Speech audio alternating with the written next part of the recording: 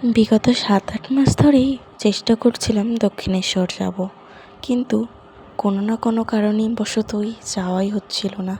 ওই যে বলে না, মা না ডাকলে যাওয়া হয় না, সেরকমই ব্যাপারটা। তো ফাইনালি আমরা দক্ষিণেশ্বর যাওয়ার জন্য প্রস্তুত হয়ে গেলাম এবং বেরিয়েও গেলাম। তো আমাদের এটা একটা মনস্কামনা ছিল, মানে বলতে পারো একটা মানত ছিল। আর আমাদের লাইফ থেকে অনেক কঠিন পরিস্থিতিও গেছে, যেগুলো না সব নাই বললাম। তো সেই উপলক্ষে সেগুলো মা আমাদের পাশে থেকে সবসময় আমাদেরকে সাপোর্ট করেছে, সেই উপলক্ষে আমাদেরকে মা ডেকেছেন আর আমরা যাচ্ছিও। আর এই যে মায়ের বাড়ি আমরা পৌঁছে গেছি। আর সত্যি কথা বলতে আমি একটা মানুষকে এতটা ভরসা করি না, যেটা আমি কাউকে বলে বোঝাতে পারবো না। তো তারপরেই আমরা পুজো দেওয়ার দিকে চলেই যাই। তো আমি একটু গঙ্গাতে দর্শন করে নিই, দেন পুজো দেওয়ার জন্য চলে যাই।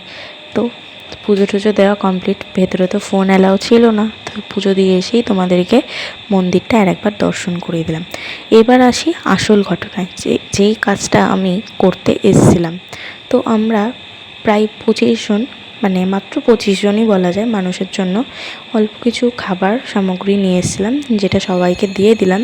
আর সত্যি বলছি, এনারা এতটাই খুশি হয়েছিল না, আমাদের মনে না একটা আলাদাই শান্তি লাগছিল। আর আমরা কিন্তু ঠিক এই বনগাঁ থেকে অতটা দূর খাবারটা এখান থেকেই প্যাক করে নিয়ে গেছিলাম। তাহলে ভেবে না, অতগুলো খাবার নিয়ে যেতে আমাদের কতটা কষ্ট হয়েছে। আর বনগাঁ লোকালের ভোরবেলার ভিড়, সেটা তো আলাদা করে বলাই না। কিন্তু এই কষ্টটা এনাদেরকে যখন দিয়েছিলাম না, তখন পুরো সার্থক হয়ে গেছিলো, সত্যি বলছি। তো এইভাবেই আজকের আমাদের দিনটা আমরা কাটালাম। আমাদের এই ভিডিওটা যদি ভালো লেগে থাকে, অবশ্যই একটা করে লাইক করে দিও। টাটা।